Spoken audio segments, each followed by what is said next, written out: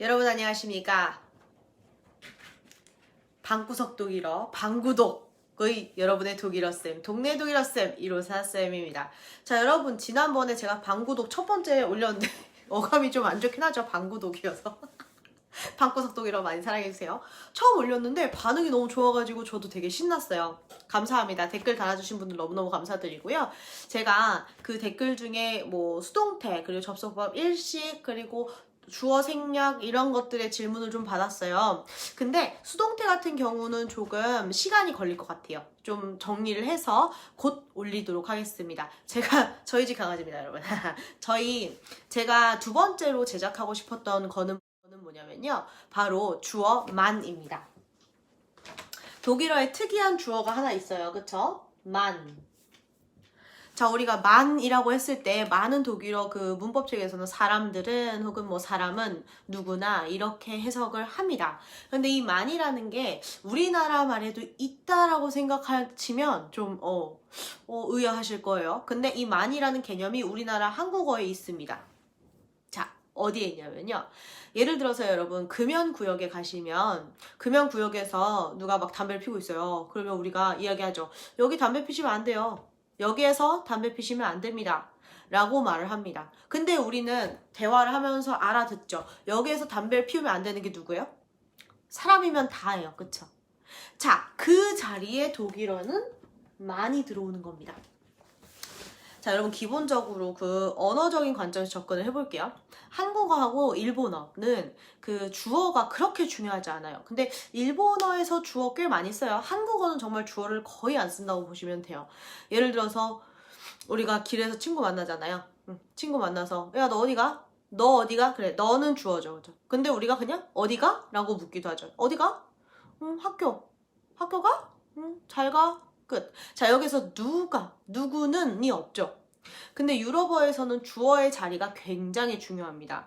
그 문장 구조 내에서 그 지위라는 것이 있는데요. 그 지위 중에 주어와 동사가 갖는 지위가 굉장히 높아요. 그리고 이 주어가 중요한 이유는 뭐냐면요. 독일어나 이런 유럽어 같은 경우는 주어에 따라서 동사의 모양이 바뀌죠. 그래서 주어가 누구냐가 굉장히 중요합니다. 그래서 반드시 언급을 해줘야 되는 거고요. 그쵸? 자, 그런데 한국어 같은 경우는 주어가 뭐냐에 따라서 동사의 모양이 변하냐? 그렇진 않아요. 그래서 우리가 이걸 언어학적 관점에서 볼 때는요, 그 유럽어 같은 경우는 주체가 중요한 주체 중심 언어라고 이야기를 하고, 그 우리 한국어나 일본어 같은 거는 상황 중심 언어라고 합니다.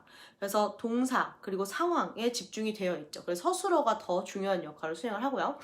자, 그래서 이 man이라는 거를 공부하기 위해서 이렇게 많은 설명들이 있었는데, 자, 이 man은 일반 대명사라고 이야기도 하죠. 일반 대명사. 왜 일반 대명사냐면 일반적인 사람들을 모두 이야기를 한다는 거잖아요. 그쵸? 그리고 이 man을 주어로 썼을 때 동사는 3인칭 단수 형태로 변합니다. 그쵸? 근데 우리 이제 그 아인스나 아츠바이 정도로 좀 낮은 그 수준에서는 우리가 독일어 배울 때 man 어쩌고저쩌고 하면은 사람들은 이렇게 한다라고 해석하셔도 돼요. 그런데 어느 정도 레벨이 되신 분들한테 저는 말씀을 드리는 게 man은 해석하지 마세요. 해석하실 필요가 없습니다. 제가 예문을 들어서 좀 설명을 드릴게요. 자, 예를 들어서 우리가 man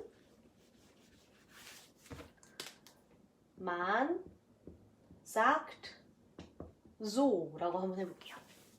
많은 사람들은, 자, 우리가 이제 아츠바이 정도 수준이다. 그러면 사람들은 말합니다. 이렇게 라고 해석을 합니다. 사람들은 말합니다. 이렇게. 자, 그런데 사람들이라고 해석이 됨에도 불구하고 문법적으로는 3인칭 단수로 처리가 되고, 그쵸? 그러면 약간 좀 이게 인지에 조화가 오질 않아요. 뭔가 일치가 안 되잖아요. 그쵸? 이거 어떻게 해석하면 되냐? 이렇게 말한다 라고 해석하시면 돼요. 자, 독일어 교재에 그 시간 나타내는 표현 알려줄 때 시간을 말할 때는 이렇게 말하고 쓸 때는 이렇게 쓴다 이런 표현이 쓰여 있는 경우가 있어요. 그럴 때 man sagt so 이렇게 말한다 라고 되어 있고, 쓸 때는 이렇게 쓴다라는 표현은 man schreibt so 라고 되어 있습니다. 그 말은 뭐예요? 이렇게 말한다, 이렇게 쓴다 라는 뜻이겠죠. 조금 더 복잡한 문장 한번 만들어 볼게요. 자, 예를 들어서 here darf man nicht rauchen 해볼게요. 그러면 rauchen은 담배 피우다 라는 뜻이죠. 여기에서 darf는 해도 좋다, 허가죠. 근데 허가가 nicht, 부정이 되니까 불허, 즉 금지가 되겠죠. 자, 그럼 우리가 이걸 해석할 때 사람들은 여기에서 담배를 피우면 안 됩니다. 이렇게 해석을 했었던 거는 우리 지난날 A1, A2 정도의 수준이었다 라고 생각을 하면 이제 어느 정도 독일어를 배우신 분들은 이렇게 해석을 하셔야 되는 겁니다. 여기에서는 담배 피우면 안 됩니다. 그렇죠? 누가 자리를 빼놓으시면 돼요. 그래서 한국어에서 이렇게 누가 주어 자리가 없는 문장들 있죠.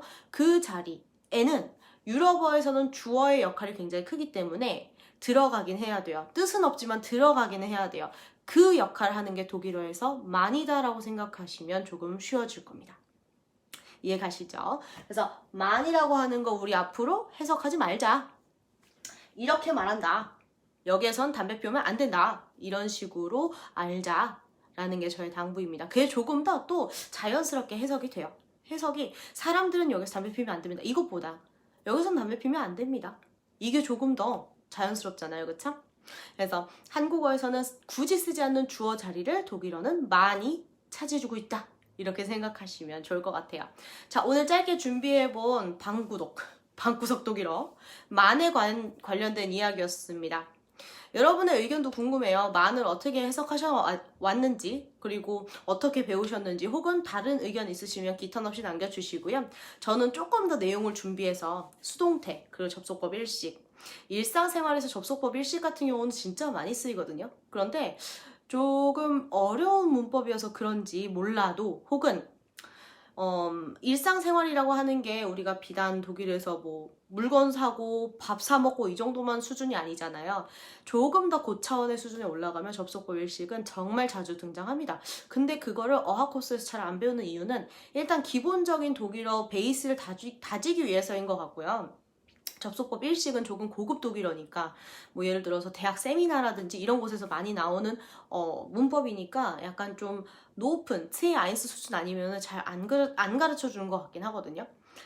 근데 접속법 일식 중요하긴 한데 그쵸? 그래서 그거를 조금 준비해 오도록 하겠습니다. 오늘의 방구독은 여기까지고요. 내용이 좋으셨으면 좋아요와 구독 부탁드리고요. 의견 많이 남겨주시길 바랍니다. 우린 다음 방구독 때 만나요. 치스!